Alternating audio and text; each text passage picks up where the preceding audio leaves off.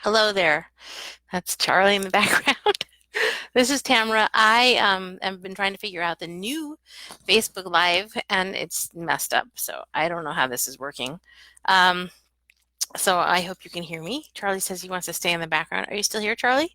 Um, they can't hear you. So anyway, I'm here a little less charismatic than usual because it's almost 10 o'clock at night and I've been traveling all day. Um, I wanted to talk about, I'm still going back to baby spoons. I'm just showing these are silver.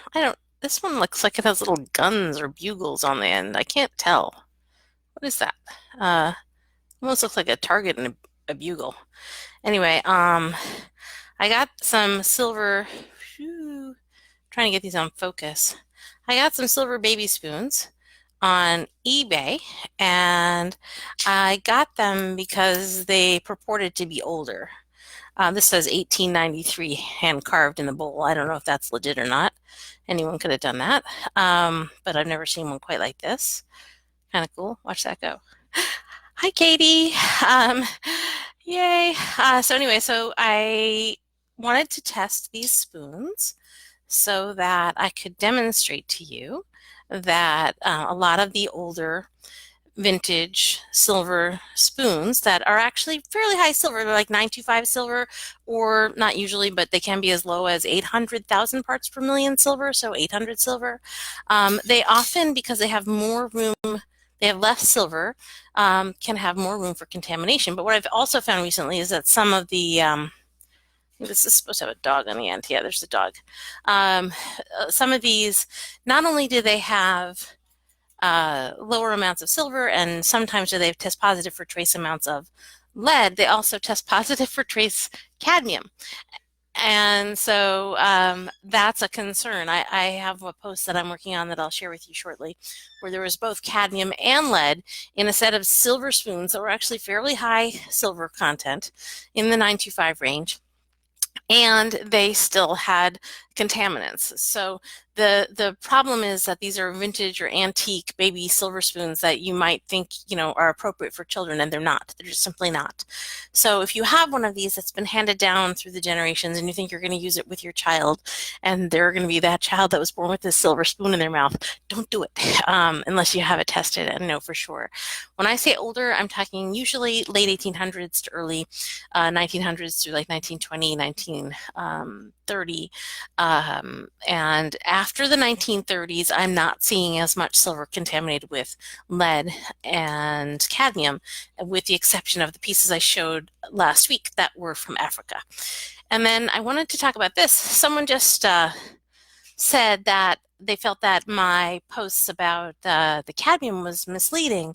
And I just wanted to be clear that, well, I don't think or know that this is poisoning anyone to have cadmium in the inside of a cup or cadmium on the outside of a tea kettle. It shouldn't be happening today. We know cadmium causes cancer, and the levels that we're finding, for example, in the Le Creuset tea kettle, 11,000 parts per million, it doesn't matter if it's touching the food or not.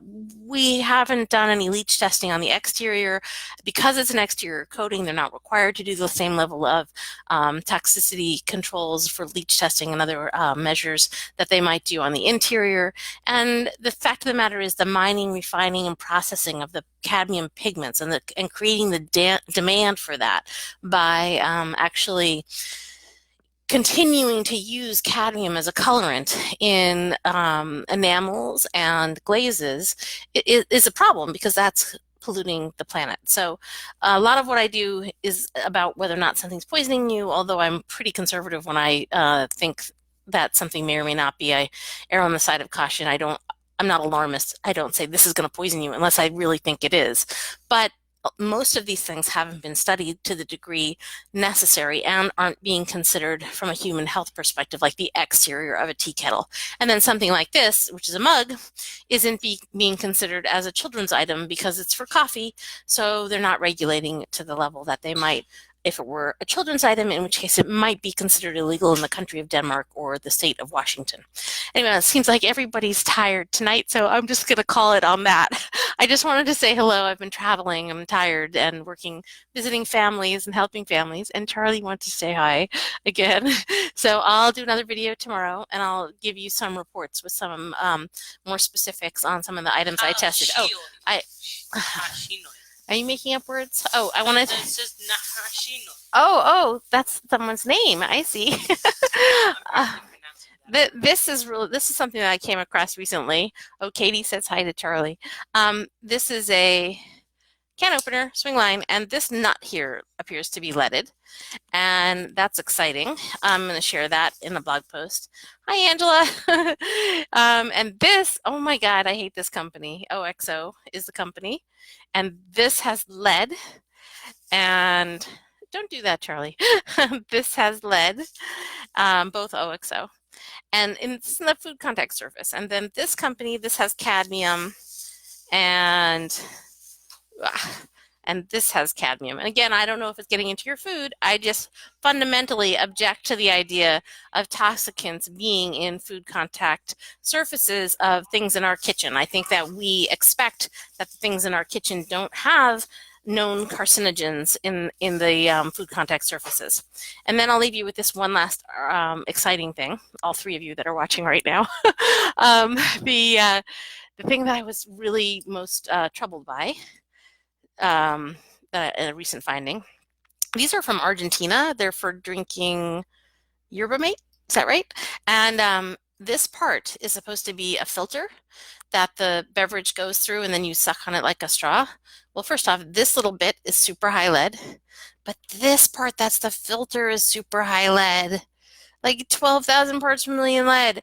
So these are both from Argentina, and I guess that's popular there. And I have readers in Argentina, so I'm hoping they will see these when I publish this, and you can share it with your friends who use these. Basically, you think you're filtering your tea through this little thing, but you're filtering your tea through a leaded, brass, chrome-plated, scary thing that is probably dangerous, given the amount of lead. And I don't know about the acidity of what is going through there, but I assume there's some level of acidity since there's a fair amount of what looks like corrosion in there. And if there's corrosion and it's leaded, okay, that's it for now. I'm Tamara Rubin, Lead Safe Mama, tamararubin.com, leadsafemama.com.